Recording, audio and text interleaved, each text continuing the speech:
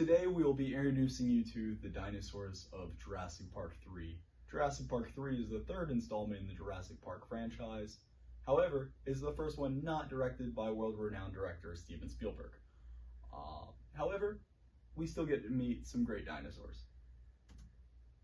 Let's begin with the star of the movie, Spinosaurus. Spinosaurus, despite being in Jurassic Park, once again, is from the Cretaceous period. From about 100 million years ago to 94 million years ago was their reign. That they're discovered in Western Egypt. They belong to the genus of theropods similar to T-Rexes. One notable feature about them is that they had a long crocodile-like snout, and their heads can measure up to 6 feet long. They're absolutely huge. However, this head is not their most notable feature. The most notable feature is their namesake, Spinosaurus. Right, so you guys, great spine with very tall vertebrae. That there's a couple of theories revolving around these vertebrae. One of which being that it assisted them stabilizing them as they swim, because it's believed that they may have feasted on aquatic animals. That perhaps it assisted them in thermoregulation, so getting warmer, getting cooler, depending, warm blood, cold blood, what theory we're going with that. But with their their vascular system throughout it, and getting either warmed by the sun or cooled off by the airflow.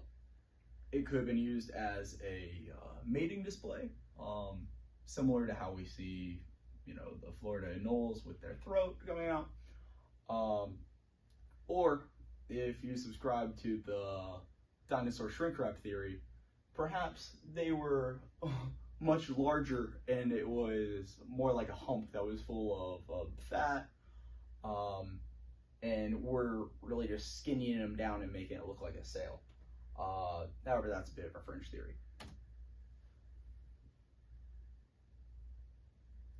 Spinosaurus in the movie behaves kind of how we'd expect a big, scary looking dinosaur to behave. The very first thing we see him do is just chomp on Mr. Cooper and carry him off to his death. Yep, it lines up. Spinosaurus was carnivorous. Even Mr. Cooper's pretty light work for a Spinosaurus. The next thing it does is it causes the taking off plane to crash land because of the sheer enormity of this dinosaur. It could be from 60 feet head to tail, making it one of the largest, if not the largest carnivorous dinosaur. That in a later scene, we see it run through one of those big giant concrete fences, which this may be a bit of Hollywood movie magic. However, it does give me the instance to bring up that they did have a more dense skeleton than other dinosaurs in its structure, and this is more how we see related to aquatic reptiles, and perhaps was assisting them in the water while they hunt for food to help control their buoyancy. That our big final culminating fight scene is them trying to attack the protagonist in the river, and if we're to follow the evidence of their skeletal remains, that it would feel fairly at home in the river. However, it doesn't quite win out.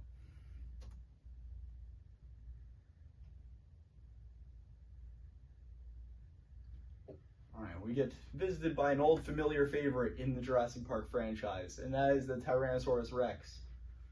Their name meaning king of the tyrant lizards. They're also theropods. They also lived in the Cretaceous period. They're bipedal with very strong legs, whereas the Spinosaurus has been depicted being quadrupedal and also bipedal. The Tyrannosaurus with these two legs was very strong and could run up to 20 miles an hour for short distances. And they were just made to be an absolute killing machine. with a large head, crushing power, teeth that would replace once every 200 days. Just really, really made for their role of being the king of the tyrant lizards. However, Jurassic Park 3 doesn't do him justice. He makes a very short appearance in the movie. He comes out of the jungle, bites the Spinosaurus on the throat, and then quickly is dispatched by the Spinosaurus, citing his much larger body and quickly killing the T-Rex. And that's all we see of the, the T-Rexes in Jurassic Park 3. However, how realistic is this outcome of the Spinosaurus making such light work of Tyrannosaurus Rex?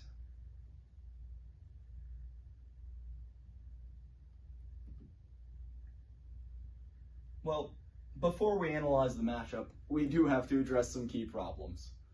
That, first of all, geographically, Spinosaurus and T-Rex, by fossil evidence, live nowhere near each other. That T-Rex remains are found in the western United States, and Spinosaurus has been found in northern Africa.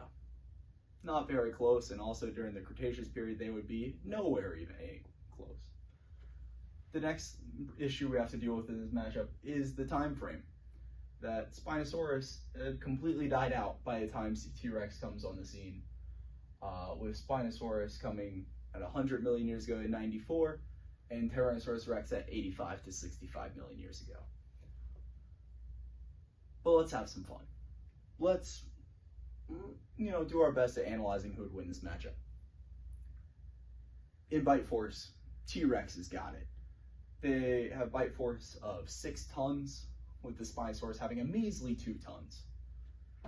That when it comes to size, we can give a bit of an edge back to the Spinosaurus, with the Spinosaurus being significantly larger, being 20 feet at the hip, and then 60 feet long from head to tail, and the T-Rex being 13 feet at the hip and 40 feet long, and that's citing larger T-Rex specimens. As far as weight, luckily this is a class about dinosaurs and not about math, so these figures are inaccurate. They were not 13 to 22 tons, they were more like 13,000 pounds to 22,000 pounds.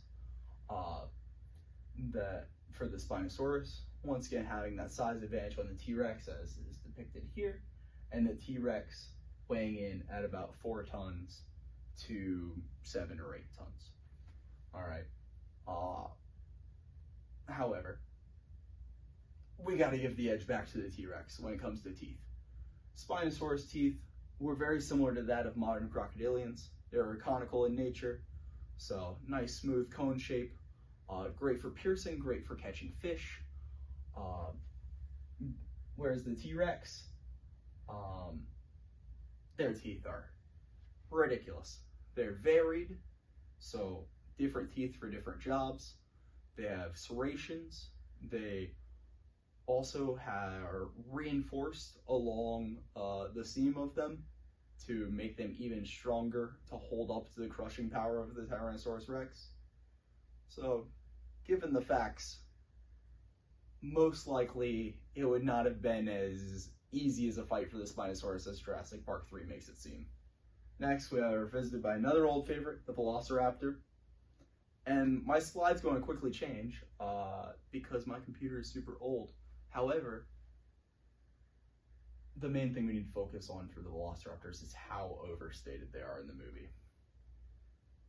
Once again, for Jurassic Park, they're another Cretaceous dinosaur.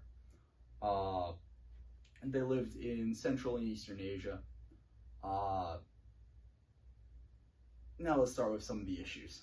The way they're depicted in Jurassic Park is much closer to a resemblance to that of the Deinonychus, which was a much larger dinosaur. The Velociraptor, probably about the size of a turkey, weighing up to 90 pounds, completely covered in feathers, with some nice useless wings. I believe they're still flightless despite being, completely chickened out, if you will. Also in the Jurassic Park franchise, we're seeing a lot with them using pack tactics, traveling as a group, working together as a group, and they're most likely solo hunters of small game, and using their claw not for any dramatic slashing or, it didn't look like a Beat It music video, right? They weren't going at a knife fight. That it was most likely just for holding down small prey while they ate it. That said, let's review what they do in the movie, because it only gets more entertaining. In the first scene, we see them quietly observing our group of human protagonists. That they do vocalize to one another, and this was likely possible. Once again, they're using those group tactics, as we were saying, maybe not so likely. The main issue with the Velociraptors in this movie, they don't want any part of the Spinosaurus T-Rex drama. They're just here to get back an egg that's been stolen from them. So they're following the humans around. That they very smartly trap the humans inside the laboratory in one scene, using intelligence that is probably greater than my own, frankly, and definitely highly overstated for a Velociraptor. They repeatedly ambush the group with almost militaristic style tactics, which once again is a bit of an overstatement of the intelligence. However, it does suggest that their brain to body size ratio probably were fairly smart, but they're not quite Napoleon.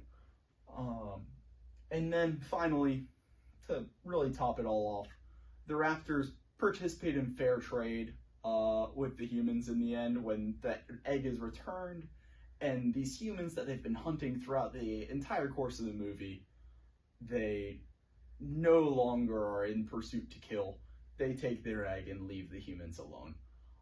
Because if there's anything a Velociraptor likes, it's a fair, nice, even deal. Good businessmen, those Velociraptors. Now we have the fun one to pronounce. Parasaurolophus. Close enough. That they're herbivores. They eat a diet of plants, including leaves, twigs, and some aquatic vegetation.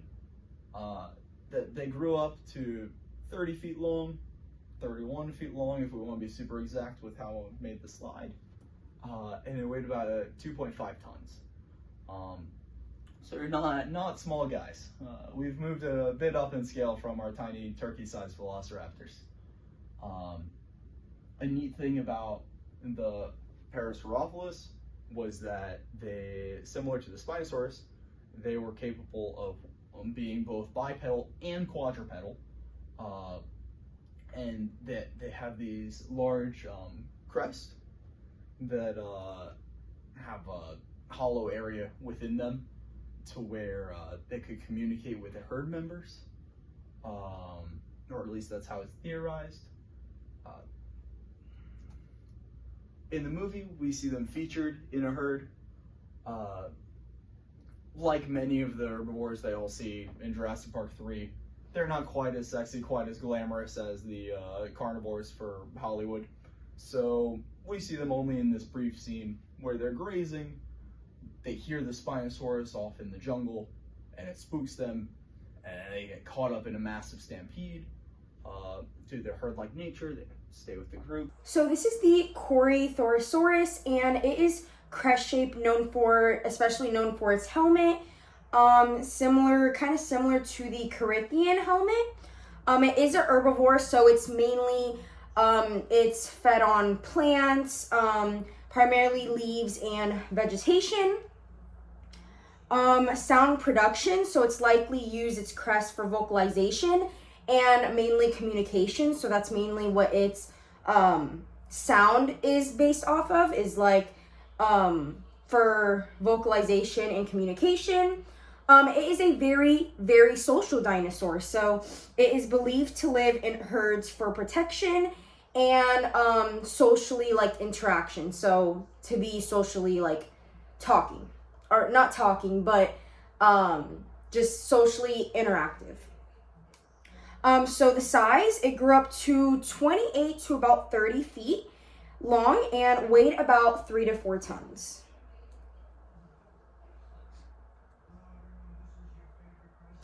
So Corythorosaurus in the movie. So in the movie Jurassic Park 3, the Corythorosaurus appears in a couple of scenes, but it doesn't play a major, like a big role, like it's not the main dinosaur, but there are some key acts involving the Corythorosaurus. So it is seen grazing alongside other herbivores such as the Parasaurolophus and Brachiosaurus. In a peaceful herd setting, this scene establishes the natural environment of Isla Sorna. The Corythorosaurus is part of the herd that stampedes when the Spinosaurus chases Dr. Grant and the others through the jungle. The stampede adds to the danger as the characters must avoid being trampled while trying to escape from the predator. So the next dinosaur that is seen in Jurassic Park 3 would be the Ankylosaurus. So this one's personally my favorite dinosaur. I think it's super, super interesting because first it has an armor-plated like body basically. So it's known for its heavy armor and bony plates covering its whole body. It has a club tail, which features a powerful tail club used especially like mainly for like defensive to be defensive against its predators. It is also a herbivore, so it ate low-lying plants and primarily ferns and shrubs. It has a low stance, as you can see in the picture. It has a low stance, had a broad, low-slung body, making it very difficult for predators to flip over. And then it is very slow-moving. So this dinosaur moves quite slow, not a very fast dinosaur. It's likely a slow-moving dinosaur due to its heavy armor. So that's the only reason why it moves slow, because it has a very heavy body, basically. So Ankylosaurus in the movie, just as like the last dinosaur, it does have a grazing scene. It's briefly in the background, a scene of scene with various other herbivores are grazing. It is depicted peacefully feeding, contributing to the overall atmosphere of the island's ecosystem. It does have a brief appearance in the stampede. So during the stampede scene caused by the Spinosaurus, is also among the other herbivores fleeing the area. However, it doesn't interact directly with the main characters or have like a major impact on the action. So the Stegosaurus, it is characterized by pointed armor plates and a spiked tail. Late Jurassic period. It is 20 to 30 feet in length. It has a very small skull and brain. Plates contain blood vessels, perhaps used for thermoregulation, and closely related to Ankylosaurus and an herbivore. So as you can see, it looks pretty similar. They're in the same family. So I thought that was pretty cool. So the Stegosaurus in the movie, not really much, honestly. It's seen briefly grazing and living alongside other herbivores, like the past other dinosaurs. So the Triceratops, it has a 3-horned face. It is 30 feet in length, weighed about 6 to 8 tons.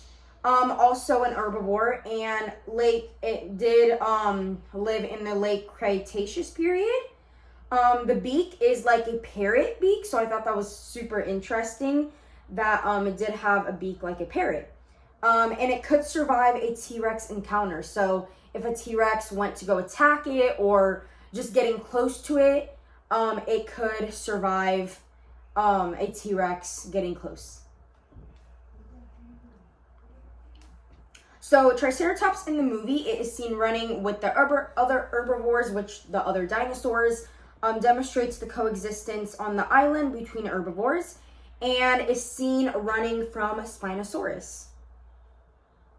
So these are the citations, the facts we use, where we got our information from, where we learned about the dinosaurs and the different traits, the characteristics, what it had on it.